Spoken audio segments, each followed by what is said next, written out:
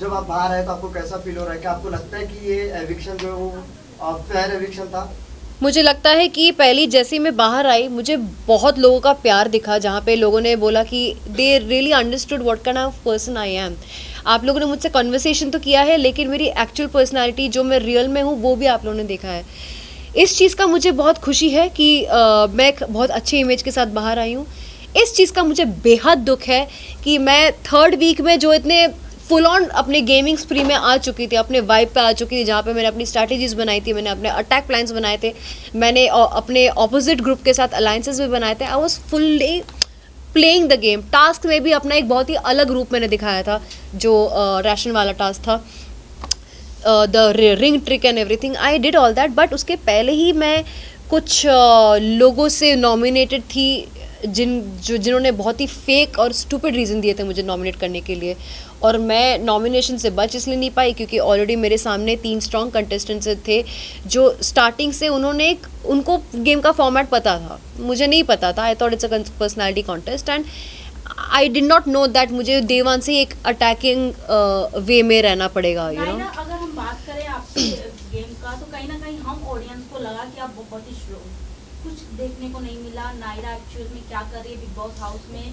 उसने क्या क्या खेला वो दिखा ही नहीं। तो कहीं ना कहीं ऑडियंस को ऐसा लगता है कि कनेक्ट नहीं हो पाए, या कहीं ना कहीं जैसे कि रोहित सर ने कहा कि वोटिंग कम आई। वोटिंग का वजह ही ये है कि आपको देखा ही नहीं गया। एग्जैक्टली हमें हम जहाँ वो कर रहे थे, एक्सपेक्ट कर रहे थे पिशाचनी जैसे शो में आपका एक रूप देखने को मिला, हमें लगा कि नायरा फुल्ली सबका फाड़ देगी, बट हमें वो नहीं देखने को मिला।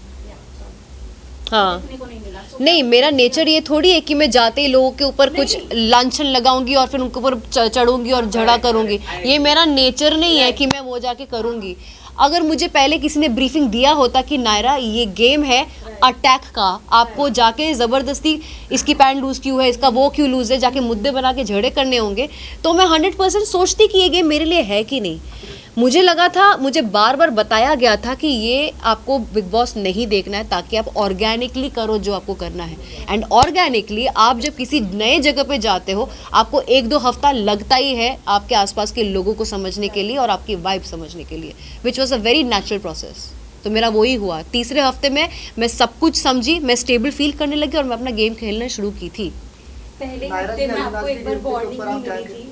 पहले हफ्ते में सलमान खान ने आपके साथ पूरा वीकेंड का बार भी किया था, वार्निंग मिली थी, लेकिन आपको नहीं लगता कहीं ना कहीं आपने लेट कर दिया? तीसरे वीक में आप दिखना स्टार्ट हुई, गेम खेलने में थोड़ी सी मैं वही तो कह रही हूँ ना, मैं गेम को समझी नहीं थी। Being opinionated does not mean I have to scream and give my opinions, right? मेरा तरीका, सपोज मुझे सपोज आपका और मेरा कुछ एक डिसएग्रीमेंट हुआ है, आप चिल्लाओगे, इंसान तब चिल्लाता है या फिर इंसान तब अपना वॉल्यूम हाई करता है जब सामने वाला इंसान आपका सुनना नहीं चाहता। बट मेरा तरीका ही है आपको बाजू में बिठा के बात करना, अपने ओपिनियंस उस तरह देना। प्लस लोगों को लगा था कि मैं बहुत डोमिनेटिंग हूँ, लोगों को लगा था मैं बहुत डोमिनेटिंग हूँ। मैंने जब लोगों को किचन के रूल्स बनाए या फिर बाथरूम के रूल्स बनाए, मैं इतनी डोमिनेटिंग थी तो लोगों ने मुझे चैलेंज क्यों नहीं किया? क्यों किसी ने मुझे काउंटर नहीं किया? क्यों किसी ने ये नहीं बताया कि मुझे कोई हक नहीं कुछ बोलने का, बाकी लोगों को डिक्टेट करने का? Why nobody challenge me? सब मेरी बात सुन के बैठ क्यों गए फिर? तो मैंने तो अपना काम निकलवा लिया ना लोगों से। नायरा, टॉकिंग अबाउट यू, जब आप घर से बाहर निकल रही थी, यू सेड कि guys it's okay, we knew it only, but जब आप बाहर निकली, we have seen your emotional side के इतने जल्दी नहीं, ऐसे कैसे, मैंने गेम अभी स्टार्ट किया था, तो व्हाट यू वांट टू से, एक्सपेक्टेड था ये चीज़? मुझे लगता है कि सी मैं डिसअपॉइंट बाहर आके इसलिए हुई क्योंकि क्लियरली लाइव में मेरा जितना तामझाम था, चीज़ें थी, फन चीज़ें थी, मेरी इंटरेक्शंस थे, मेरे पर्सनालिटी के बाकी जो चीज़ें थे वो क्लियरली दिख रहा था, जो एपिसोड में नहीं डाला था। और मुझे नहीं पता है कि वो एपिसोड में क्यों नहीं डाला था। मैं अज्यूम कर रही हूँ कि नहीं डाला था क्योंकि मेरा कोई पर्सनल फाइट नहीं था किसी के साथ। अभी अगर किसी के साथ मेरा पर्सनल नहीं फाइट हुआ है तो मैं ज़बरदस्ती जाके फाइट नहीं कर सकती ना, that is against my nature. तो उसको मैं क्रिएट कैसे करूँ? मैं समझी गेम को, मैं लोगों की असली चेहरे जब पहचानी तब मेरे को रियलाइज़ होने लगा कि मैं कैसे किस किस को एलिमिनेट करना चाहती हूँ, because I saw the real faces. But day one में ज़बरदस्ती किसी के साथ मुद्दा उठाना, इट्स नॉट पॉसिबल। हुआ ही नहीं मेरे साथ, किसी ने ना मुझे चैलेंज किया ना मैंने किसी को किया, सब तो मेरी बात मान के बैठे थे। आपको नहीं लगता कि चाहत ने ये बहुत अच्छे से बिग बॉस का सिनेरियो देखा और उसका बहुत ज़्यादा फायदा उठा रही है, झगड़े और मुद्दे बना? सच में घर पे जहाँ तक हम ऑडियंस को चाहत इतना लोगों को नहीं पता था कि चाहत कौन है, बट टीवी शो की है आई नो, बट कहीं ना कहीं बिग बॉस से जिस तरीके से टीआरपी उन्हें मिल रहा है बहुत शॉकिंगली है। सी चाहत है समबडी जो बहुत चिल्ड आउट रहती है घर में, बहुत चिल्ड आउट रहती है, वो कभी कभी सोती भी रहती है और ग्रुप में बैठने के बावजूद भी वो बात तक नहीं करती है। आप लाइव में उनको ऑब्जर्व करना, उसके कुछ चीज़ों के वजह से, फॉर एग्जांपल बेड वाला जो मुद्दा हुआ था वो उन्होंने, आप अगर एपिसोड देखोगे, उन्होंने एक बार भी अपने मुंह से नहीं बोला कि मुझे स्नोरिंग या चीखने की वजह से बेड अंदर सोना नहीं है। वो बोलने जा रही थी कि मुझे नहीं अंदर सोना है, तब किसी ने बोला कि हाँ वहाँ बहुत स्नोरिंग होती है, किसी और ने बोला था वो। तो उसने क्या किया, वो बेड बाहर सोना चाह रही थी लेकिन सामान अपना घर के अंदर ही रखना चाह रही थी, जिसकी वजह से विविन तड़प गया था। एंड विविन ने उसके ऊपर जब झाड़ा तब उसने काउंटर दिया। तो घर पे भी वो खुद से कभी अपना ओपिनियन नहीं देती हैं। आज तक जितने भी ओपिनियंस हुए हैं उन्होंने ओपिनियन नहीं दिया है। वो गई भी है तो लोगों ने उसको जाने बोला है कि आप बीच में मत पड़ो। एटलीस्ट मैंने चिल्ला चिल्ला के अपने कुछ ओपिनियंस दिए हैं। वो सिर्फ डिफेंस में ही अपना बताती हैं, डिफेंस में ही। वो पकड़ा था, गैस का पकड़ा था, शी वॉज क्राइंग। जब मैंने उसके ऊपर चिल्लाया, वो पार्ट तो चलो टेलीकास्ट में दिखाया नहीं, जब मैं उसके ऊपर चढ़ी थी कि तुम घर के साथ नहीं रहना चाहती हो, कोई बात नहीं, तुम्हें खाना रोकने का हक किसी को नहीं है, लेकिन एक कर्टसी होती है कि तुम हमसे बात तो कर सकती थी कि आरफिन भाई, नायरा, आप सब लोग, मैं आपके साथ अनशन में नहीं बैठना चाहती। मैं उस पॉइंट पर लड़ी थी उसके ऊपर, जो दिखाया नहीं गया था टेलीकास्ट में, जो मैंने देखा नहीं टेलीकास्ट पे है करके। कहीं ना कहीं ऐसा लग रहा था कि आपकी स्ट्रैटेजी नहीं थी, लोगों की सबकी स्ट्रैटेजी थी।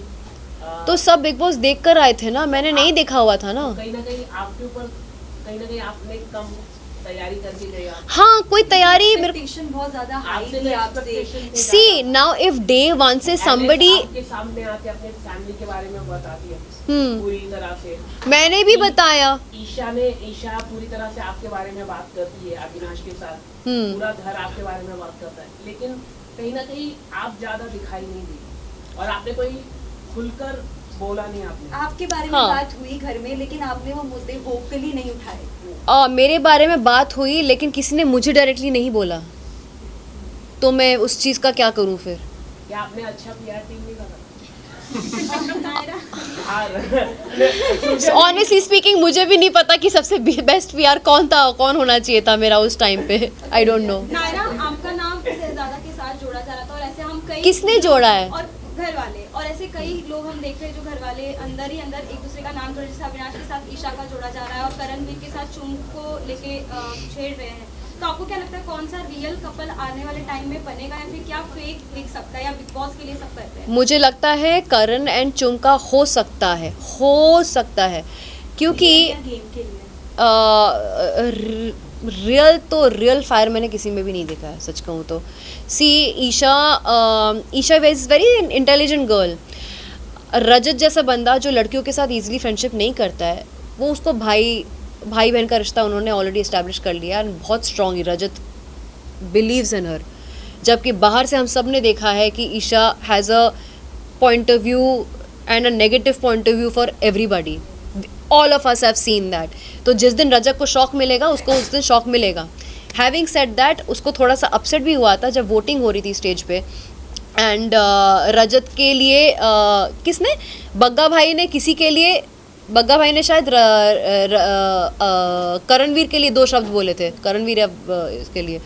लेकिन ईशा बीइंग द सिस्टर जो भाई बहन कर रही थी, वो उसने दो बातें नहीं की स्टेज पे आके उसके बारे में, रजत के बारे में। सो उसको वो डिसअपॉइंटमेंट लगा था। सेकंड सिचुएशन, इन लोगों ने कुछ इम्प्लाइड प्लान ये किया था कि मुस्कान को बचाना चाहिए एविक्शन से।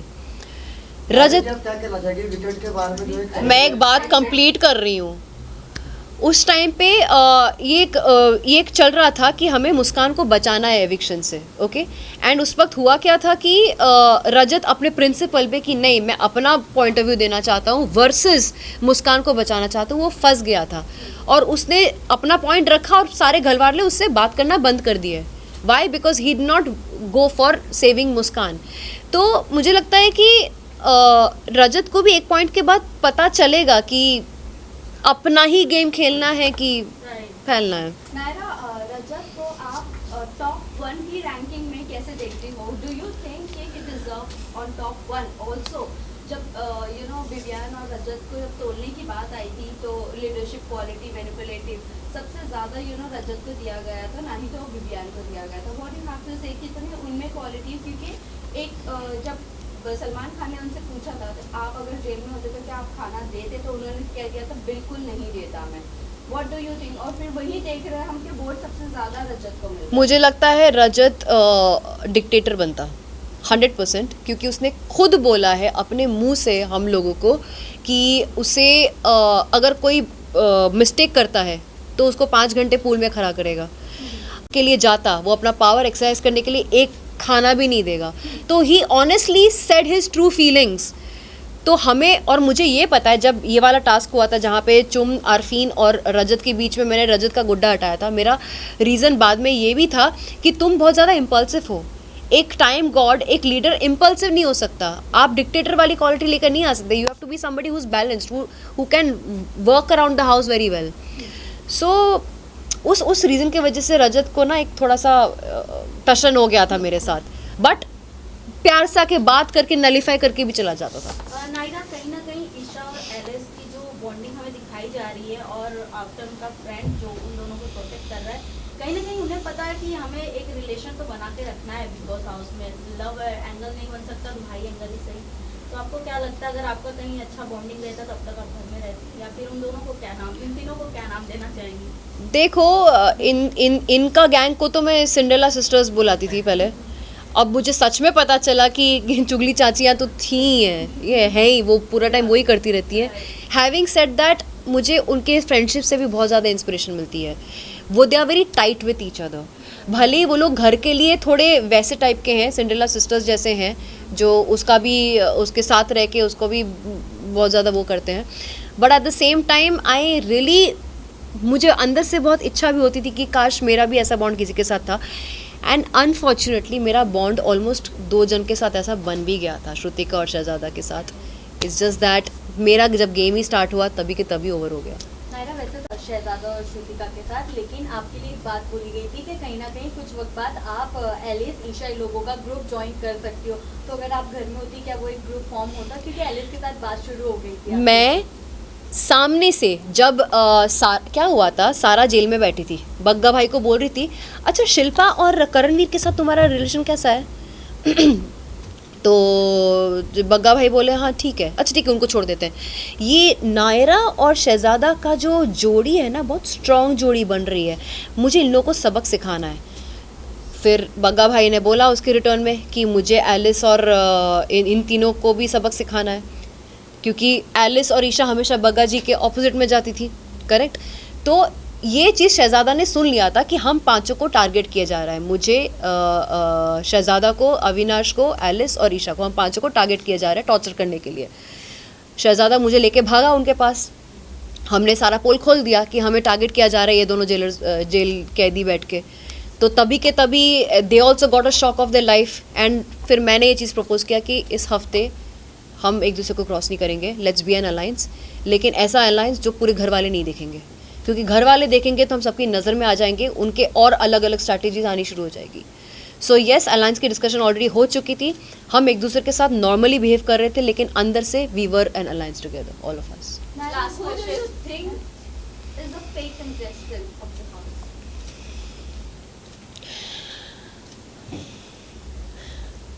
मुझे शिल्पा और जी आउटराइट फेक लगती हैं. बग्गा जी हिडन है, वो कन्वीनियंस के हिसाब से उतर चढ़ाव उनका रहता है. लेकिन शिल्पा जी वो बहुत ही विक्टिम कार्ड प्ले करके बहुत सेफ खेल रही हैं, एक तरफ विविन और एक तरफ करण को रख के. She is like being trying to protect herself, क्योंकि विविन इस गैंग का लीडर है, करण इस गैंग का लीडर है, and she is in the middle. एंड वो अपना ओपिनियन दे देती हैं, बट वो फाइटिंग स्पिरिट नहीं रखती हैं, like to make a difference probably. So I think she is playing that safe victim वाला जोन. आपको जो एक टैग दिया गया है, ये बहुत ही गलत किया गया है. टैग मिला है। लाडला। घर का लाडला। यार घर का लाडला है तो है वो, कलर्स का लाडला, अभी क्या कर सकते हैं। आप भी तो कलर्स की शो हाँ लेकिन मैंने सारे के सारे कलर्स शो नहीं किए ना, उसने किया भी है, उसके सारे हिट भी गए हैं और उसको टॉप 2 का पोजीशन भी मिला हुआ है, एक बहुत ही सेफ एंड सिक्योर जोन में है, तो शांति से खेल सकता है वो। ये तो बिग बॉस ने दिया है टॉप 2 का टैग, मतलब इनको, एलिश को और विवेक को, आपके अकॉर्डिंग कौन हो सकता है? मुझे लगता है विवियन के चांसेस बहुत हाई है। सेकंड? सेकंड मेरे हिसाब से मुझे लगता है कि अगर मेरा गेम स्टार्ट होता तो मैंने खुद को अविनाश और विविन के साथ देखा था टॉप 3 में, लेकिन टॉप 5 में देखा जाए तो डेफिनेटली करणवीर और रजत भी आते हैं। Thank you. एक लास्ट क्वेश्चन है हाथ नायरा, नीचे। एक अफवाहें उड़ रही हैं कि नायरा अगर घर से बाहर आई हैं कहीं ना कहीं उनकी पर्सनल चॉइस है, क्योंकि उनका बहुत जल्द फिल्म आने वाला है, इसमें कितनी सच्चाई आप कुछ बताना चाहें आप? यार फिल्म आ रही है, वेब सीरीज भी आ रही है, बहुत सच्ची बात है, लेकिन वो सब जनवरी में आ रही है। मेरा कोई रीज़न नहीं था बाहर आने का, ये एक रॉन्ग एविक्शन हुआ गया है, अनफेयर एविक्शन हुआ गया है मेरे साथ। Thank you so much, thank you. Thank you सवाल उठाया था। ओके बोलो। उस पे ये कहना चाहती हूँ कि दोनों बच्चों की तरह लड़ रहे थे, दोनों ने एक दूसरे की इज्जत उतारी, उसने भी बोला कि तुम मुझ पे लाइन मारते हो, इसने भी बोल दिया कि तुम जूते की भी बराबर नहीं हो, तो वो उनका पर्सनल फिटूस जो है वो हो चुका है। I don't want to comment क्योंकि बहुत ही नीच टाइप का झगड़ा है, मेरे लेवल का झगड़ा नहीं है ये। Thank you, thank you. Set का झगड़ा है, सेट का झगड़ा है उनका। हाँ वो उनका सेट का झगड़ा है, ये मेरा झगड़ा नहीं है, घर का झगड़ा नहीं है, ये उनका पर्सनल झगड़ा है। चार वाले लोग फाइट हुई नायरा, आपने देखा? किसका? उनकी मम्मी होगी। हाँ देखा ना मैंने, देखा। Thank you, thank you. बस हो गया। Thank you so much. Visual हटा दो। एक विजुअल, नायरा जी प्लीज खड़े हो जाइए, विजुअल्स दे दीजिए। भाई कैमरा नीचे लो। ए सर कटी बिल्ली। बस मैम सामने।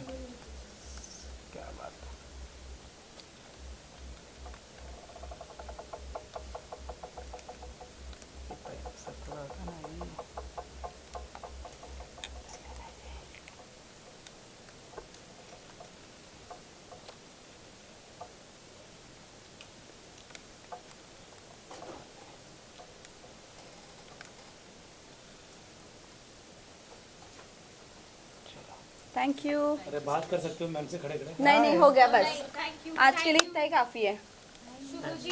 तो मेरा तो बात कर सकती है जाके, समझा ना। बाद में बात करेंगे।